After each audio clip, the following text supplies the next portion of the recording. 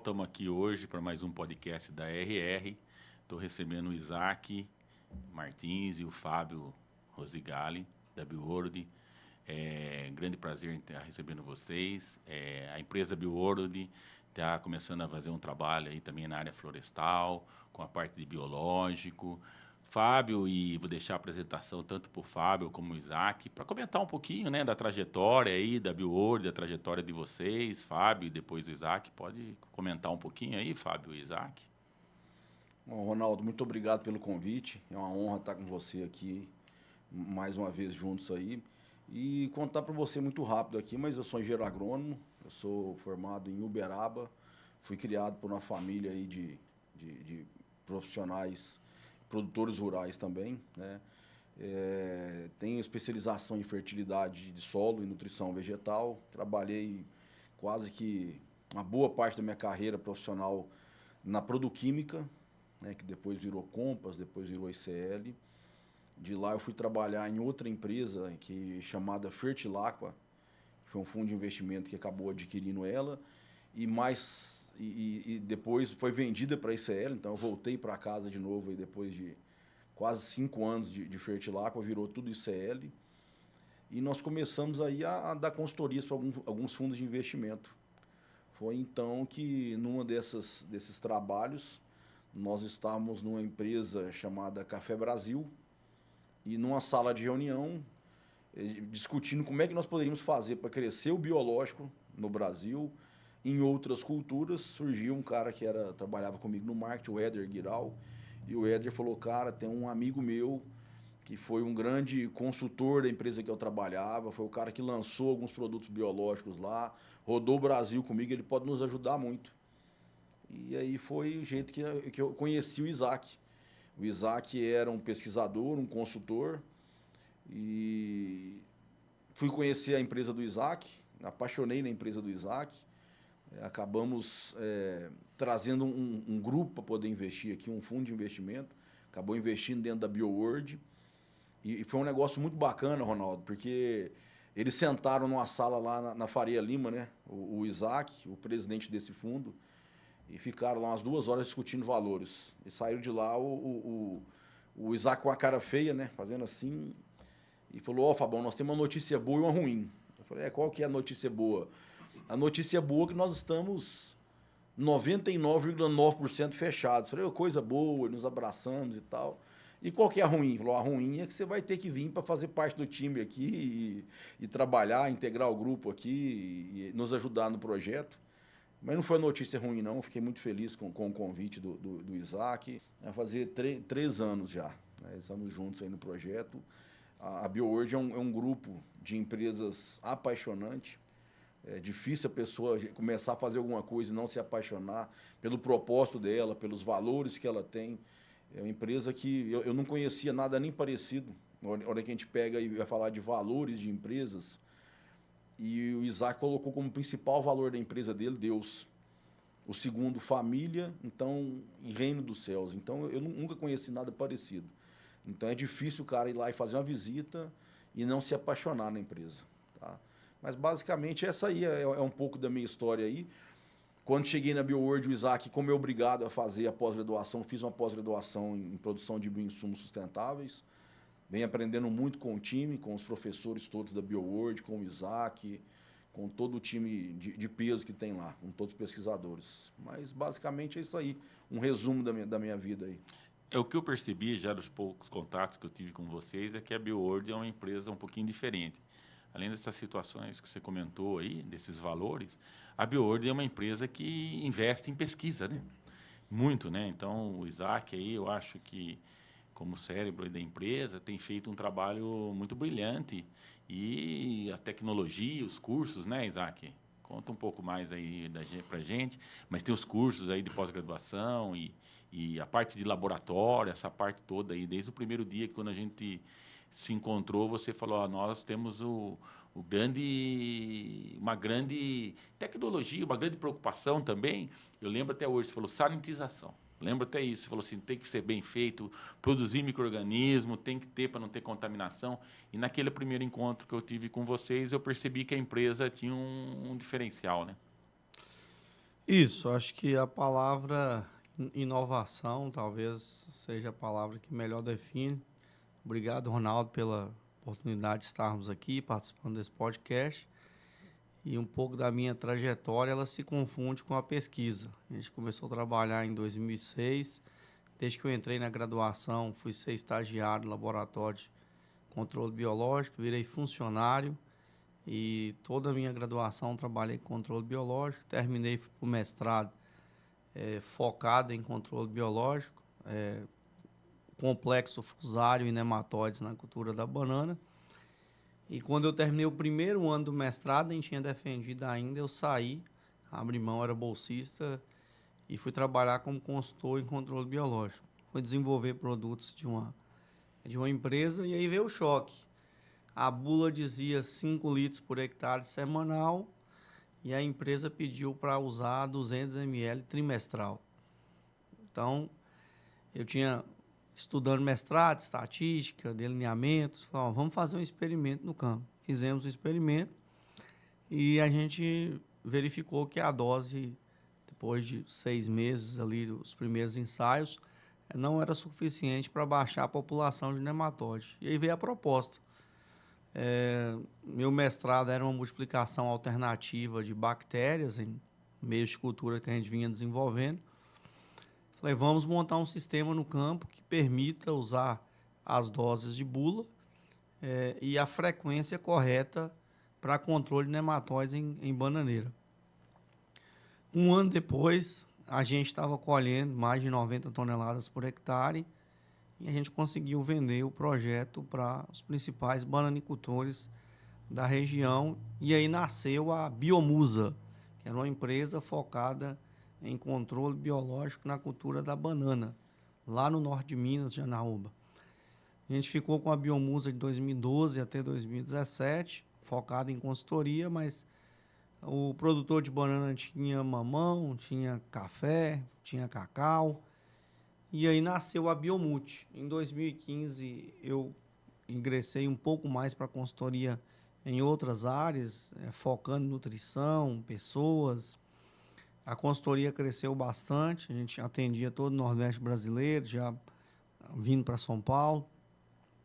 E aí nasceu a Biomute em 2017, que já era multiplicação de micro-organismos, os primeiros bioreatores, os primeiros produtos, até 2022, que é a parte que o Fábio contou, né? A gente teve um aporte, teve um aceleramento no crescimento, e em 2024 teve a mudança da marca para a BioWorld. Então, a minha vida foi ali 7 anos praticamente trabalhando, dedicado à pesquisa via laboratório, fazendo isolamento, seleção, desenvolvimento de meios de culturas. Depois de 2012 até 2017, uma parte mais de pesquisa de campo, desde experimentos com estatística e mais completos, desde validações de lado a lado. E de 2017 para cá, a gente trabalhando um negócio, né, com produto, com marca, com marketing e desenvolvendo ali a nossa região. Então, a gente tem um viés bastante forte na pesquisa, continuamos pesquisando, a gente toca mais de 60 trabalhos de pesquisa internos, muito voltado hoje para metabólitos secundários, acredito que a gente vai falar um pouco durante aqui o podcast sobre esse tema, e, sobretudo, nas melhorias contínuas dos processos de fermentação dentro da fazenda para levar qualidade e segurança para o agricultor. O que, desde a primeira vez que a gente conversou, né, a primeira coisa que você falou é que muitas vezes o biológico não tinha bom resultado, eu lembro disso, e você falou, a primeira coisa que você falou foi que eram subdoses, né? Que as doses usadas, às vezes, precisa usar 1 quilo, 1 litro, e precisa de 7. Você falou, precisa usar 7 vezes mais, 8 vezes mais, e frequências de aplicação. Então, eu acho que esse é um ponto que muita gente fala, eu já testei o biológico e tal, mas que dose testou, que frequência testou, né? E você traz essa experiência para a gente de que muito do que se fez eram subdoses e menor frequência do que o necessário para o controle de uma praga ou de uma doença, né? Quando a gente avalia assim, eu acho que vocês estão entrando, o Fábio está com alguns experimentos aí na área florestal, né, Fábio? Está trazendo também aí a Bianca para fazer parte da equipe, né, a Bianca Vick. Então, vocês estão fortalecendo e criando um pé, estão entrando dentro aí da área florestal. Um ponto extremamente importante que eu acho é a gente, talvez, eu sei que ainda é bem inicial, é a BioWorld dentro da área florestal, mas quais seriam as oportunidades, pela experiência de vocês dois, em relação ao que a gente faz na área florestal, os problemas que nós temos de praga, de doença, o que a gente pode fazer para melhorar a parte nutricional, aplicar isso em água de irrigação, ou seja, de outra situação. Então, hoje nós temos um problema muito sério na área, né, que é, por exemplo, psilídeo, né? Então, eu acho que a experiência, falar um pouquinho, vamos, sei lá, a gente pode falar um pouquinho de praga, depois falar um pouquinho de fungo, um pouquinho de... A gente pode comentar um pouco sobre as oportunidades que podem existir de resistência seca, que a gente já conversou.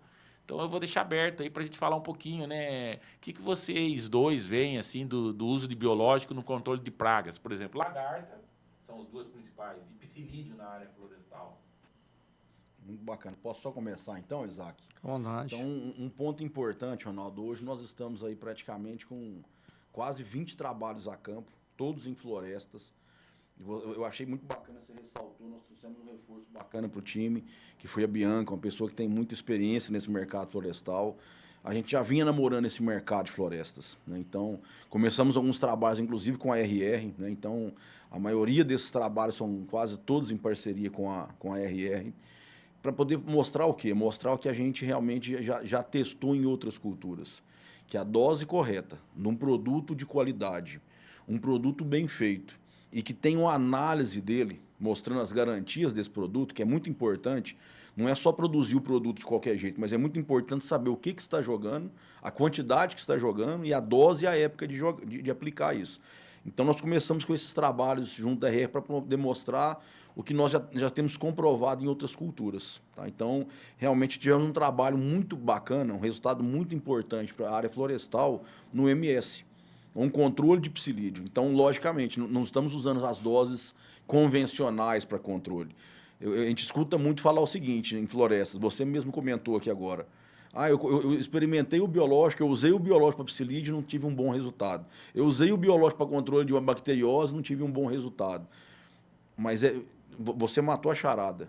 Muito disso aí é a dose que foi equivocada, com o uso muitas das vezes com subdose. Então, nós vamos dar um exemplo. Nós trabalhamos lá com um complexo de micro-organismos que computou mais de 15 litros por hectare. E isso deu um resultado muito diferenciado. Então, nós estamos podendo mostrar para o mercado que dá para fazer o uso de bioinsumo, dá para poder trabalhar com essa tecnologia, desde que com embasamento técnico, muita pesquisa, muito conhecimento técnico. Não dá para fazer qualquer produto. Independente de qual marca, independente de qual empresa, tem muitas empresas sérias no mercado. Só que nós temos que ter a garantia disso, nós temos que ter a análise desse produto. Uma coisa que a gente fala, Ronaldo, que é importante, é que o mercado de fertilizante, ao qual você, para mim, é uma das maiores referências no mundo em relação à nutrição em florestas, não só em nutrição, mas de uma maneira geral, mas para mim a grande referência da minha vida sempre foi a RR. Você, o seu pai. O mercado de fertilizante ele se transformou de uma maneira absurda. Quando consultores como o Ronaldo, como consultores como o Orlando Carlos Martins, como o Rodrigo Lima, como uma série de outros consultores no Brasil, começaram a exigir que o fertilizante fosse analisado. Por quê? Porque eu vim desse mercado, quase 15 anos dentro de CE, fornecendo matéria-prima para grandes indústrias. E o que o pessoal fazia? 4, 14, 8, que se usava muito em cereais, quando se analisava, não tinha 4, não tinha 14, não tinha 8. Zinco e boro, quando tinha zinco e boro nas formulações, eram insolúveis. Então, o que a gente vem pregando? A BioWorld ela é um conjunto de 4 empresas. Uma dessas empresas chama Biolab. É uma rede laboratorial que nós temos espalhada aí em diversos pontos do Brasil, além de fornecer laboratórios, além de fornecer equipamentos laboratoriais e preparar as pessoas com treinamento, com inclusive uma pós-graduação, com mestrado profissionalizante, nós também prestamos esse serviço de análise de biológicos. Então, uma coisa que a gente vem falando muito, não adianta só produzir, não adianta só ter o produto lá e mesmo que comprou da melhor indústria que tem no mercado ou mundial e deixar esse biológico armazenado de qualquer maneira, numa propriedade rural onde acaba a energia, onde tem problema de queda de energia, onde tem temperaturas altíssimas dentro de um barracão, onde o pessoal muitas das vezes vai para uma cooperativa, para um distribuidor e fica com uma temperatura altíssima esse produto lá armazenado. Então, assim, nós precisamos profissionalizar mais o nosso mercado de bioinsumos. Tá? Então, é isso que a gente vem pregando. Tem que fazer análise, tem que fazer um controle de qualidade muito rigoroso para isso. Então, eu quis só fazer essa passada nessa parte de trabalho e comprovando. Esperamos que a gente possa ter resultados bem importantes junto à RS. Estamos aí na expectativa muito grande, né? Mas nós temos certeza que isso aí vai ter um resultado muito bom, assim como a gente tem em diversas outras culturas. Tá? Eu vou passar para o Isaac agora falar um pouquinho desse controle, o que pode ser feito. Só para lembrar o Isaac um ponto importante. Nós estamos hoje fazendo o controle de psilídeo de maneira extremamente eficiente, logicamente com dosagens corretas, com produtos corretos, posicionado na hora correta, com aplicação. Tem que ter um controle da pulverização muito bom. Nós estamos fazendo um belo do controle de bacteriose também. Para viveiros, a gente trabalha com uma gama de alternativas, de doenças de bacteriose, de doenças, de pragas. Então, a parte nutricional. Então, só para deixar essa dica para o Isaac lembrar aqui o que é bacana a gente falar, desde de controle de um psilídeo, até ele comentar um pouquinho para nós sobre a parte de solubilizadores de fósforo, solubilizadores de magnésio, de potássio, produtos para poder aumentar o nitrogênio na planta. Então, basicamente, é isso aí. Então, analisando, tem uma gama de oportunidades, né, de uso, né, para o setor florestal, porque floresta ainda está começando, né? Ainda está bem inicial aí, a gente está fazendo alguns estudos, a gente tem outras empresas aí no mercado estudando, mas ainda o uso é pouco frequente, tá? A agricultura hoje está muito mais na frente, né? Então, acho que o Isaac pode explorar aí um pouquinho do uso, por exemplo, foi feito um teste no Mato Grosso com psilídeo e o controle de biológico foi melhor do que o químico lá, né? Só que tem que fazer a segunda entrada e assim por diante. Nós temos que ter uma noção do time, do que você falou, do volume, e outra coisa que o Isaac falou, o produto, né? Eu estou aplicando o Bacillus aryabhatae, eu estou aplicando o Bacillus subtilis, porque o Isaac, na primeira vez que ele comentou, muitas vezes eu estou comprando subtilis, mas na propagação dele houve uma contaminação e um Bacillus prevalece sobre o outro. Eu lembro muito bem disso. Então, é importante de ter certeza que eu estou levando o Bacillus X, e não o Bacillus Y, por exemplo, né? É igual você falou, ter certeza que eu estou comprando 4, 14, 8, né? Mas é isso aí, Isaac, dá uma explanada para a gente e as oportunidades que você vê dentro do setor. Pensando em lagarta, pensando em psilídeo, depois a gente pode ir para as outras ocorrências, né? Como doença, assim por diante. Exato, acho que lagartas talvez seja a praga mais consolidada com controle biológico em florestas. Eu lembro de um surto na região do Prado, anos atrás, que o setor florestal comprou tudo que tinha de bacilos thuringiensis nas empresas no Brasil, foram comprados ali. Então, acho que o bacillus thuringiensis para o controle de lagartas já é algo bem consolidado e talvez o case de maior sucesso. Nos últimos anos, o psilídeo tem sido uma praga de importância mundial, praticamente dizimou a citricultura norte-americana, vem causando estragos severos na citricultura paulista. Hoje a gente está fazendo 2 planos aí de mitigação, um com o Cealba ali no Nordeste, na citricultura, e estivemos semana retrasada com o governo do Mato Grosso do Sul. É uma preocupação grande também. O Mato Grosso do Sul tem uma expansão significativa da citricultura e da civicultura, né, onde o psilídeo de concha é o grande vilão. É interessante a gente sempre observar, porque a questão do psilídeo, e principalmente na citricultura, a gente pode fazer essa extrapolação para a civicultura, tem muito a ver com o fator dose. E biológico, você tem que estar atento para a dose. A mesma dose para uma praga não é a mesma dose para uma outra praga. Você pode ter fungos entomopatogênicos, como, por exemplo, a Bovéria e a Isária, que para algumas pragas, 500 gramas por hectare, 300 gramas, vai resolver. Quando você vai para o psilídeo, você vai ver que essas doses extrapolam acima de 8, 10 litros por hectare. Isso é dose de bula, né? Não estou discutindo nem empresas, e a pesquisa mostra isso. A proposta da BioWorld em relação à dose é o que a gente chama que siga a bula, né? Você tem uma recorrência das doses mais comuns, do que tem efeito e do que é significativo para cada praga. E na citricultura, a dose é entre 2 e 10 litros. A gente fez um trabalho com a Fundecitos aqui, mostrando que as doses eram acima de 15 litros por hectare.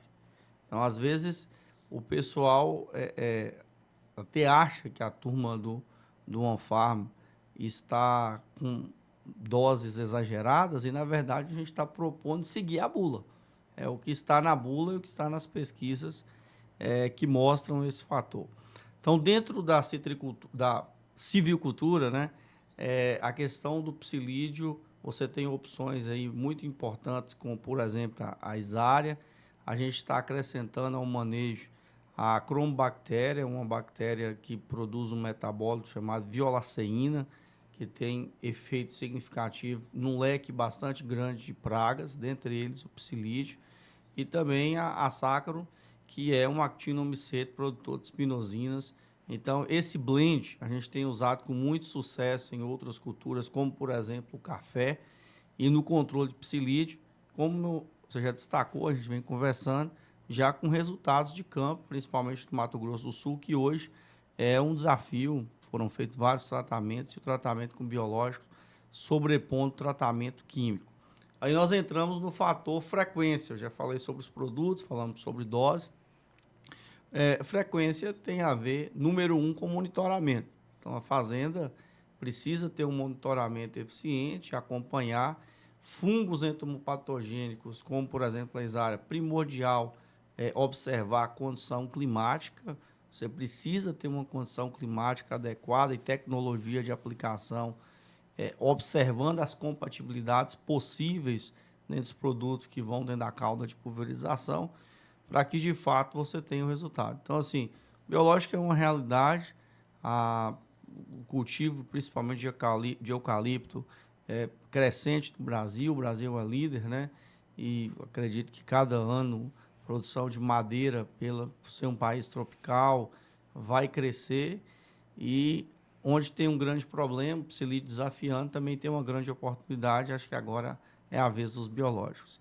Quando você vai para a parte de solo, acho que quando a gente fala de plantio, um desafio grande é as janelas de plantio. Então, você tem hoje alguns micro-organismos, eu destacaria o Arabataia, que é um micro-organismo que auxilia no estresse hídrico. Então, o custo com a irrigação ele é bastante elevado.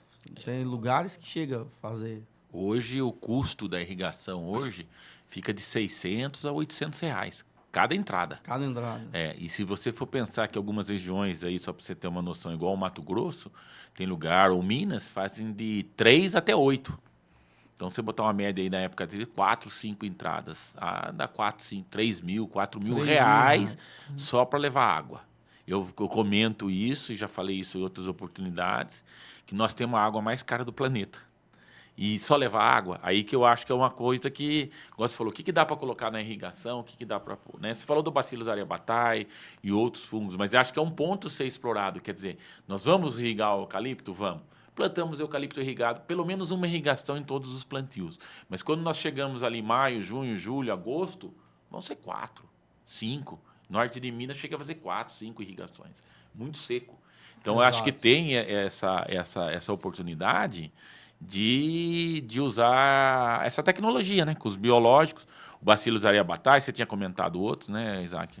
Também. A gente até citando aí a Bianca. Bianca fez alguns trabalhos com solurizadores de fósforo. Brasil, solo tropical, né? Os desafios do fósforo aí para todas as culturas.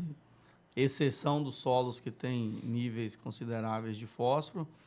E você tem hoje Bacillus megatherium, subtilis e até a Pseudomonas também, que são micro-organismos que auxiliam na solubilização desses minerais, disponibilização. E a diferença no arranque inicial de plantas é algo assim muito significativo, né? Acho que Unicamp já tem vários experimentos montados, mas isso quando a gente faz em viveiro também, você vê diferenças rápidas. A gente já tem testes também em eucalipto. O primeiro trabalho que a gente fez ali em readequação era até de um produto que era recomendado para o eucalipto. Era para enraizar estacas de eucalipto. Depois esse problema foi resolvido, mas esses micro-organismos aplicados em solo, além desse fator de disponibilização de nutrientes, tem a questão hormonal. Todos esses micro-organismos produzem uma série de hormônios, dentre eles os grupos das auxinas, que auxiliam, estimulam ali o enraizamento. Isso é muito importante para o pegamento da muda no campo e todo o desenvolvimento inicial dela, que vai ser primordial no futuro. E, por fim, para fechar ali das oportunidades, falar um pouco da questão de doenças. Focando em viveiro, a gente está com trabalhos literalmente do Rio Grande do Sul no Centro-Oeste, em vários viveiros, no Nordeste, né? As doenças de viveiro, elas são um desafio para o viveirista.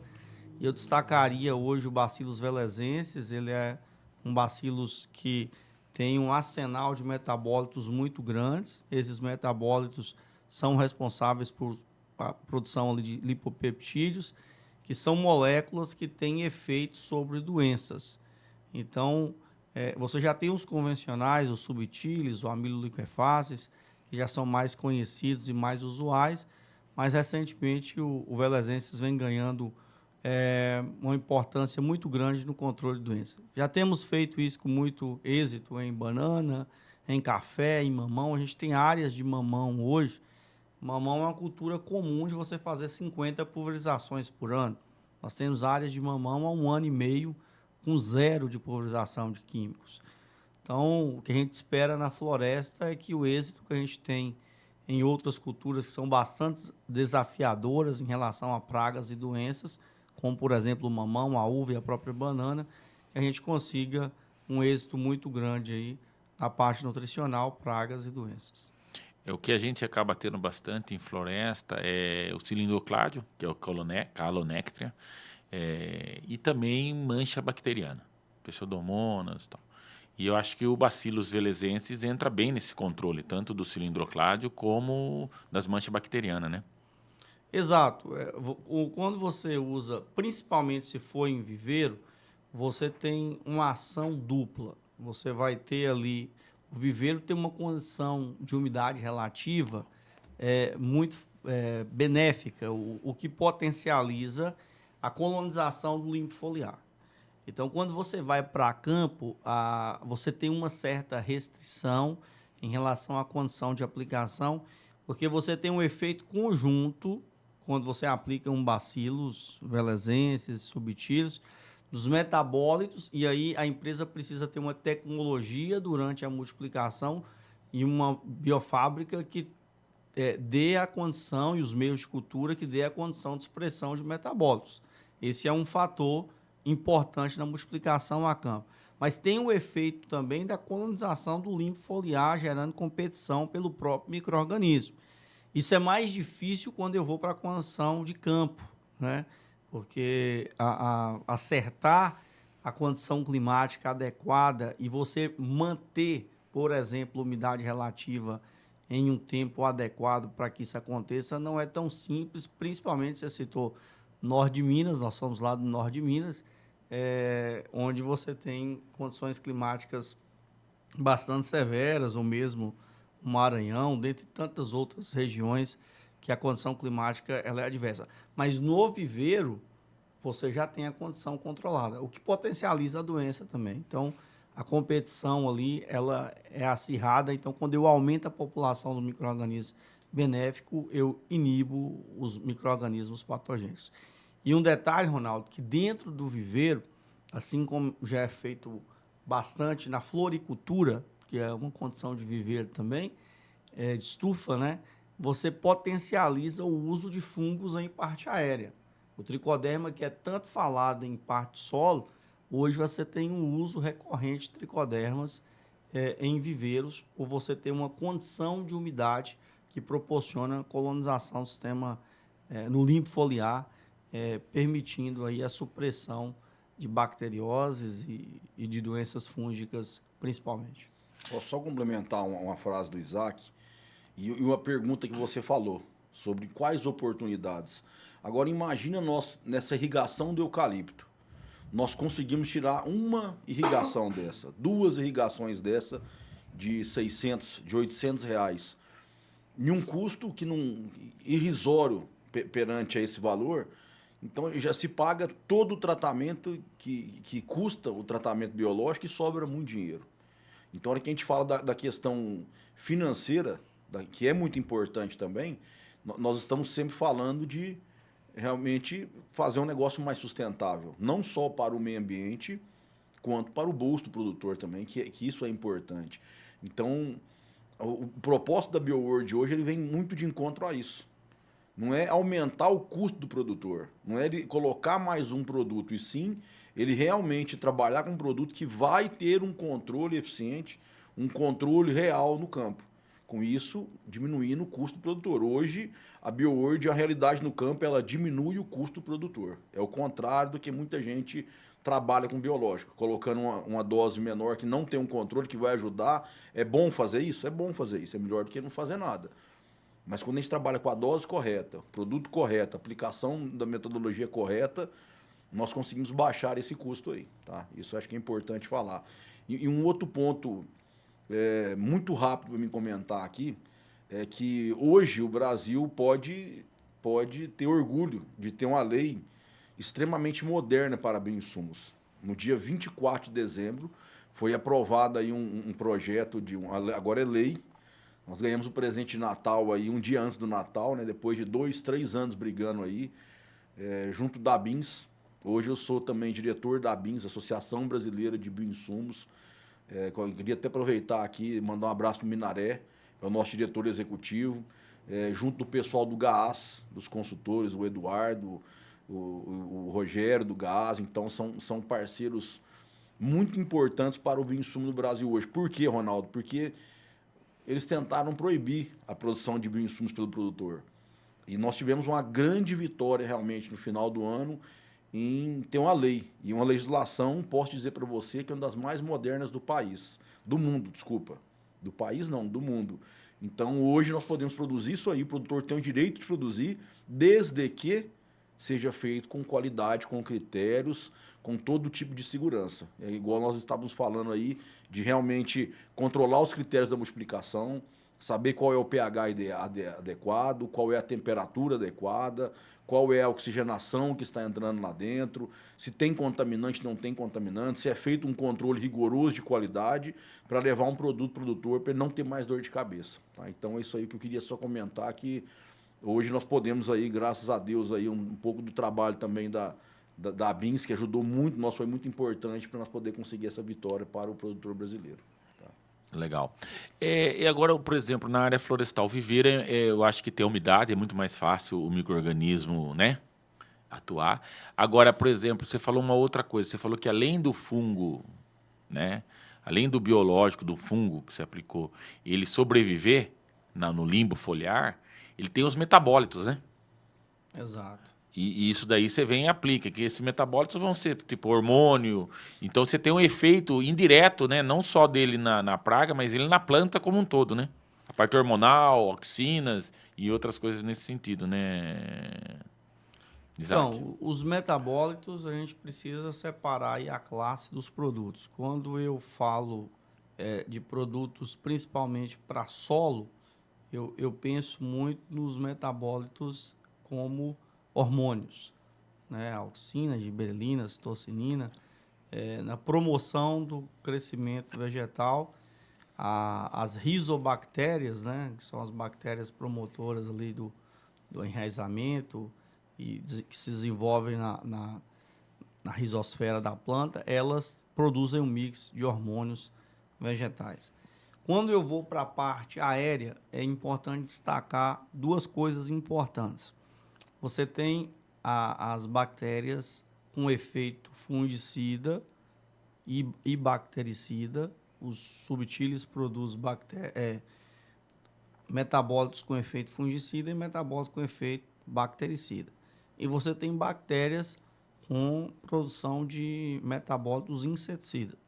Então, cada bactéria, essas rotas, elas são acionadas em função da genética do próprio micro-organismo e também da condição de cultivo, da condição, seja do meio de cultura, e essa é a especialidade da BioWorld, é desenvolver formulações de meio de cultura junto com equipamentos que o conjunto dessas informações levem à expressão de metabólitos específicos para um objetivo que eu quero. Agora, importante destacar aqui também, e aí voltando até ao tema psilídeo, que é um desafio, quando eu multiplico o fungo em meio líquido e a tecnologia que a BioWorld utiliza, você tem a produção de metabólitos secundários na multiplicação de fungo em meio líquido, o que não ocorre a multiplicação em meio sólido. Essa é uma discussão, tem pesquisador que até hoje fala, não multiplica fungo em meio líquido. Ao passo, eu e o Fábio participamos de um grande simpósio ano passado, já tem empresas defendendo, por exemplo, que o metabólito em fungos é mais importante do que o próprio efeito entomopatogênico, que é a colonização ali no inseto. E por exemplo, no psilídeo, por que eu queria destacar isso? O custo da pulverização, muitas vezes, ele vai ser maior do que do próprio produto. Então, a compatibilidade cauda em qualquer cultura, e principalmente o eucalipto, que tem entradas restritas, são áreas muito extensas, você ter a possibilidade de compatibilizar, principalmente com o boro, as formas de boro, os produtos à base de boro, a grande maioria são letais aos micro-organismos, tem baixíssima compatibilidade. Então, quando eu uso metabólitos secundários, eu permito a compatibilidade, por exemplo, com o boro, que é um elemento extremamente essencial para a silvicultura, principalmente o eucalipto. Então, ter essa compatibilidade é importante, porque senão eu teria um custo adicional com a aplicação, que às vezes vai ser mais caro, além de que não é só questão de custo, você tem as janelas e toda a dificuldade operacional que o produtor tem para atender as janelas aí. Então, a tecnologia BioWorld, ela permite a multiplicação de fungos em meio líquido, expressando metabólitos secundários, o que potencializa a compatibilidade com nutrição, e dentro do contexto do psilídeo, a gente já tem dados reais aí de monitoramento com controle, e isso é muito importante, inclusive para as florestas. Eu acho, né, Fábio, os resultados agora no Mato Grosso são, os recentes aí, são extremamente positivos, né? Foram muito bons, né? Muito positivos, Ronaldo. E daí surgiu uma oportunidade para a BioWorld, né? Nós estamos agora construindo uma empresa, uma indústria extremamente moderna lá no Maranhão. Inclusive, nós estamos embarcando para lá hoje, à meia-noite, para poder visitar o projeto. E acredito que será uma biofábrica padrão internacional. E voltado para a cultura do eucalipto, voltado para a cultura do eucalipto, para tratar somente eucalipto. Então, vai ficar ao lado de um viveiro florestal muito, muito bacana, muito importante para nós, de um grande parceiro nosso aí. Então, nós acreditamos que esses resultados aí que nos permitiram entrar fortemente nesse mercado aí, viu, Ronaldo? É a primeira biofábrica da BioWorld numa empresa florestal, né? É a primeira. É a primeira biofábrica numa empresa florestal. Então, acredito que vai ser a primeira de milhares, mas é a primeira. Entendi. É que o setor ainda nós temos muito pouca informação, né? Estamos engatinhando agora e engatinhando e começando os trabalhos agora. Mas eu tenho um ponto, uma outra coisa que a gente vê muito em floresta, às vezes nós temos muita acúmulo de serrapilheira, acúmulo e queremos fazer uma decomposição maior ou ter uma maior biota ali, sabe? E a gente claro, tem o período que você falou, nós passamos às vezes, dependendo da região do Brasil, 6 meses sem água, 6 meses com água.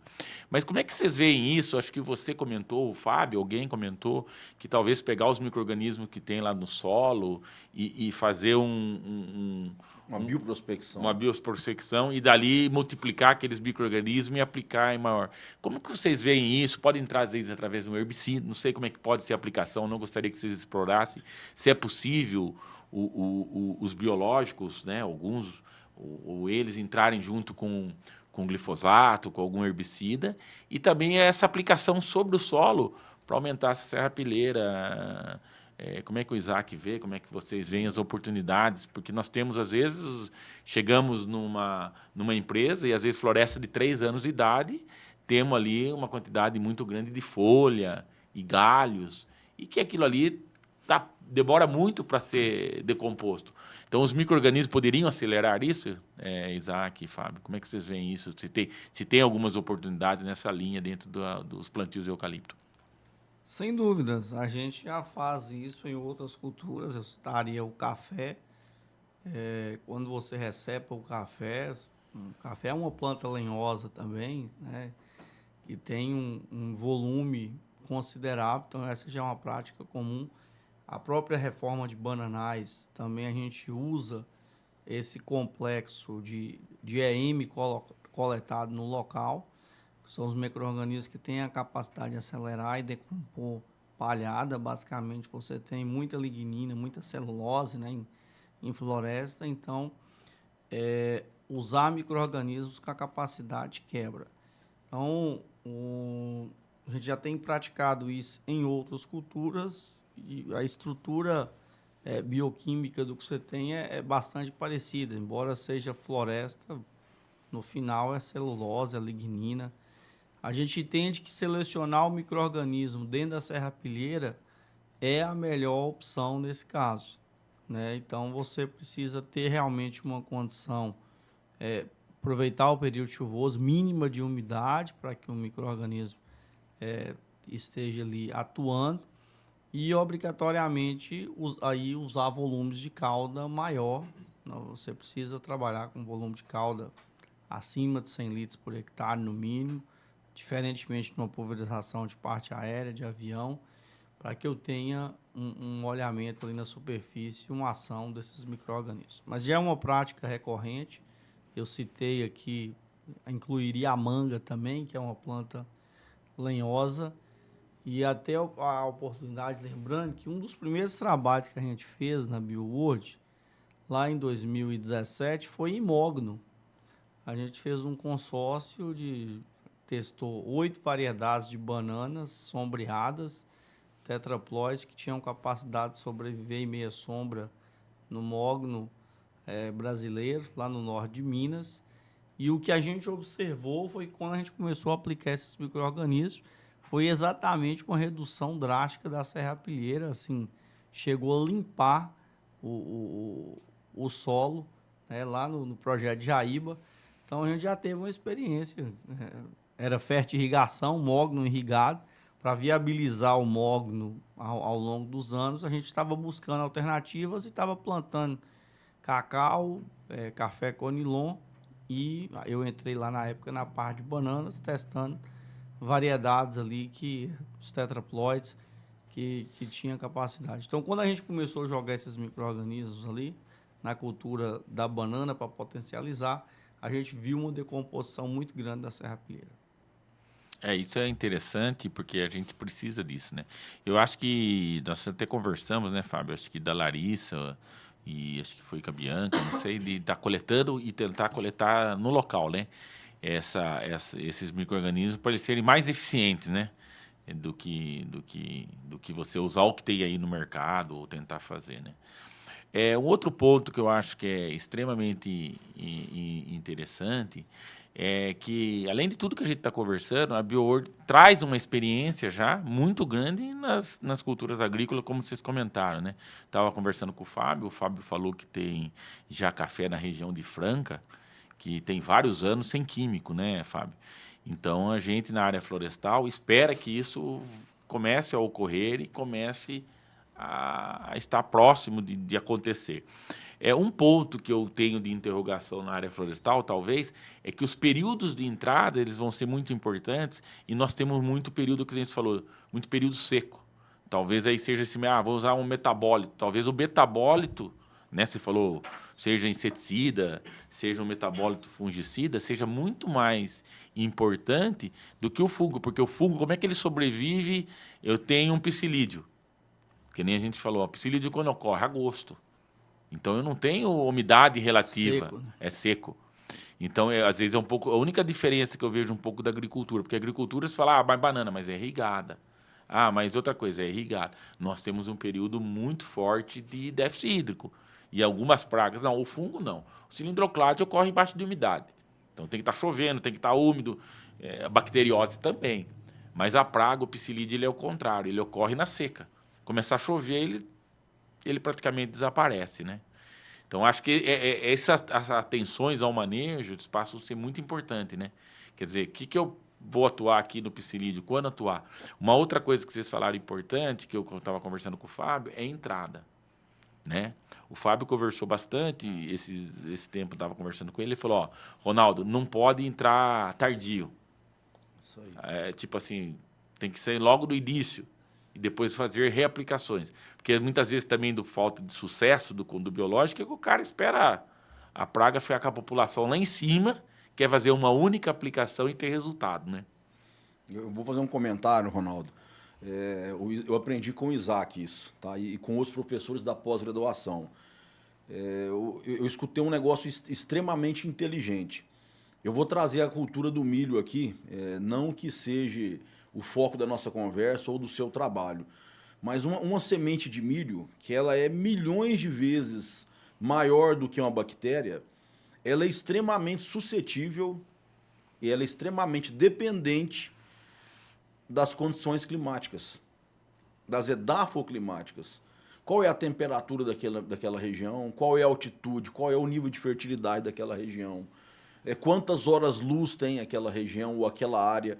Uma propriedade rural hoje, Ronaldo, sei que você é professor em todas as culturas, mas uma propriedade rural hoje, ela chega a plantar 10, 12 variedades de milho.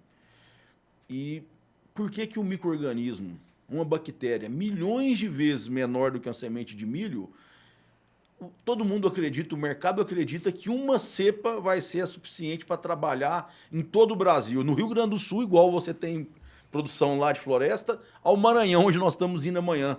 Será que vai ser uma cepa só responsável para poder resolver todos os problemas da silvicultura? Não vai ser. Então a BioHoje ela tem um time especializado em fazer a bioprospecção.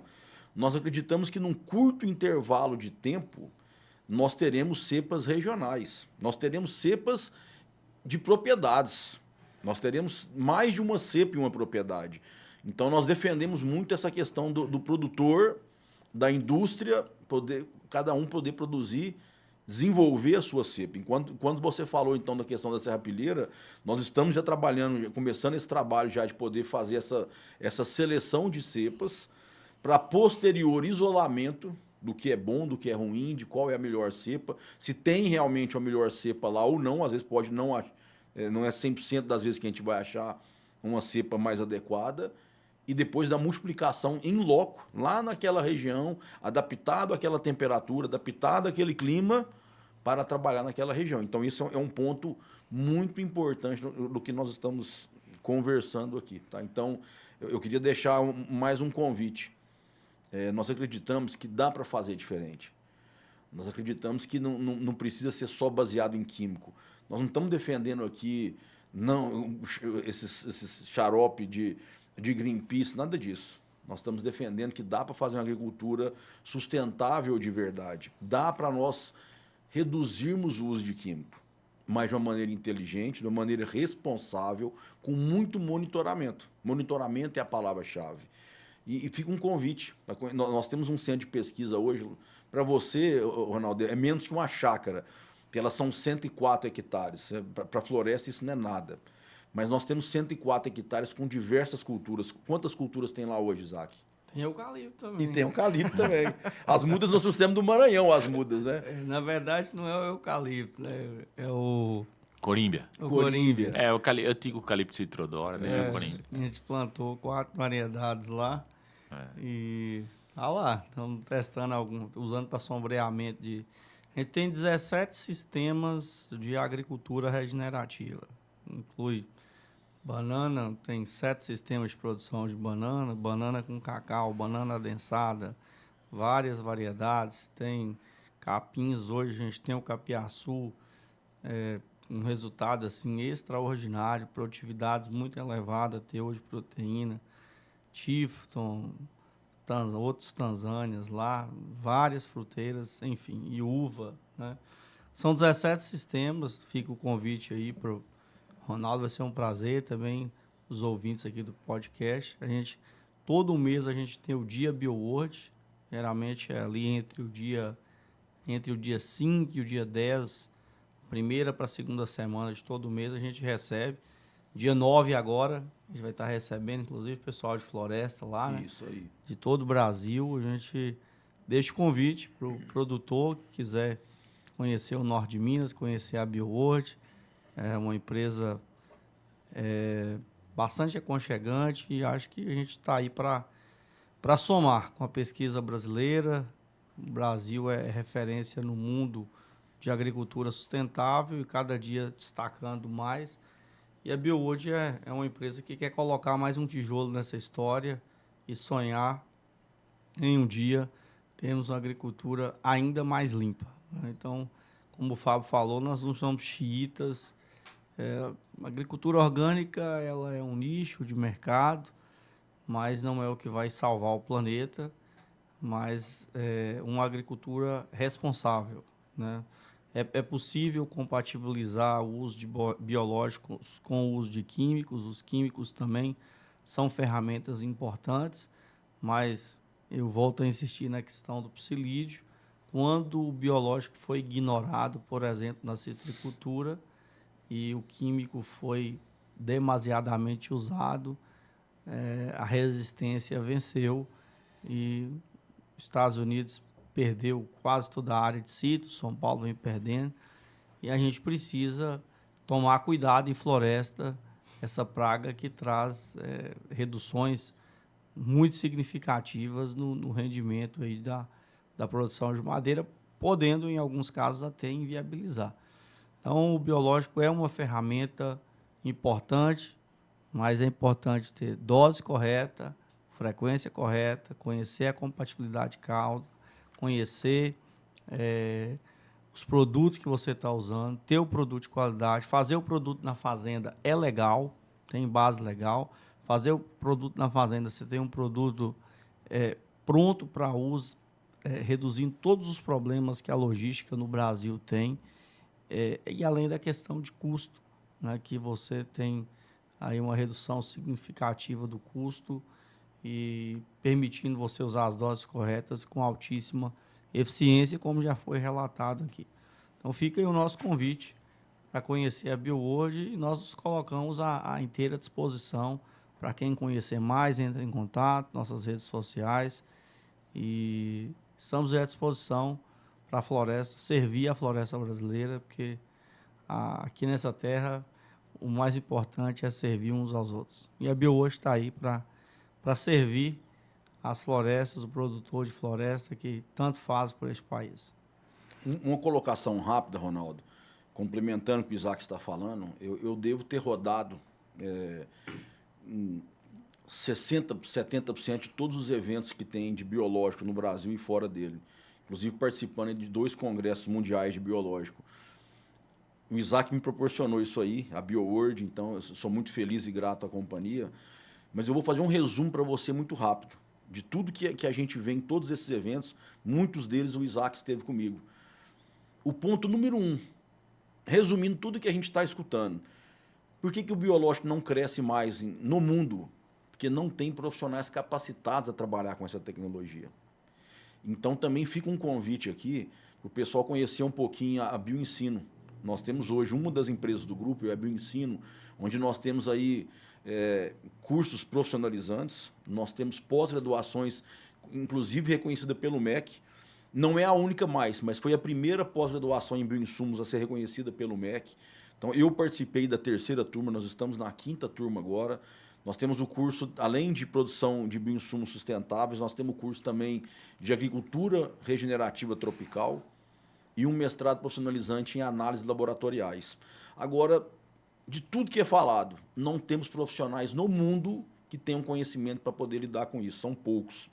O segundo ponto, o biológico, por melhor que seja, eu acredito que a BioWorld ela tem um produto extremamente acima da média, para não falar que é o melhor do mercado, aí você vai brigar que eu vim aqui fazer propaganda, não é isso, mas ele não vai fazer milagre sozinho.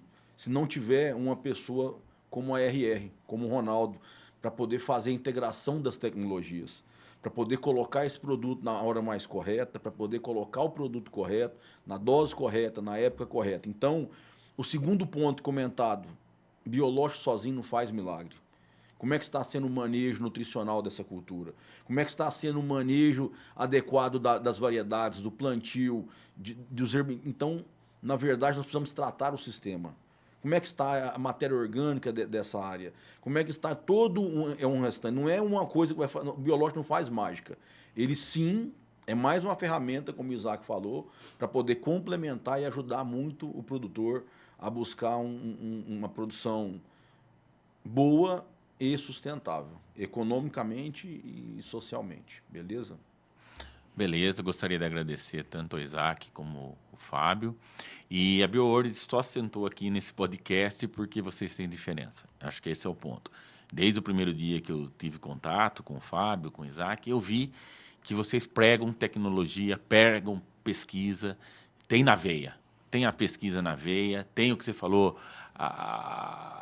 aquela coisa de dar certo, vamos pesquisar, vamos estudar. Então, hoje, eu acho que o setor florestal aí, vocês estão entrando agora e acho que daqui para frente vocês vão ter um campo muito grande. Inclusive, o que você falou, talvez pensar no futuro, ter uma pós-graduação aí, talvez em bioinsumos, ou biológico, voltado para o setor florestal, ou ter alguma turma, levar isso nas regiões, tá? Fazer, sei lá, alguns eventos, alguma coisa disso aí. O setor carece disso e precisa dessas informações. Mais uma vez, meu muito obrigado. Continue nessa jornada, Isaac e Fábio, porque ela é espetacular. Eu acho que vocês têm uma visão diferenciada de mercado, têm uma visão de futuro e, mais importante, o que você falou, tem uma visão de ajudar. Eu acho que é esse ponto de fazer algo diferente, não só vender. Eu acho que tem essa visão, acho que tem a visão de estar junto, participar, fazer o setor florestal aí crescer. Então, muito obrigado a vocês. Esperamos aí na próxima e tomara. Hoje são mais ou menos 20, né? 20 ensaios que já estão instalados? Isso aí, em torno de 20 em florestas. Em florestas já são 20 ensaios. Então, daqui a um tempo aí nós já vamos ter os resultados, vocês vão ter, né? Para que a gente possa levar o setor, ajudar vocês aí nos resultados, desde que sejam bons, eu acredito nisso daí. Muito obrigado, Fábio. Obrigado, Isaac.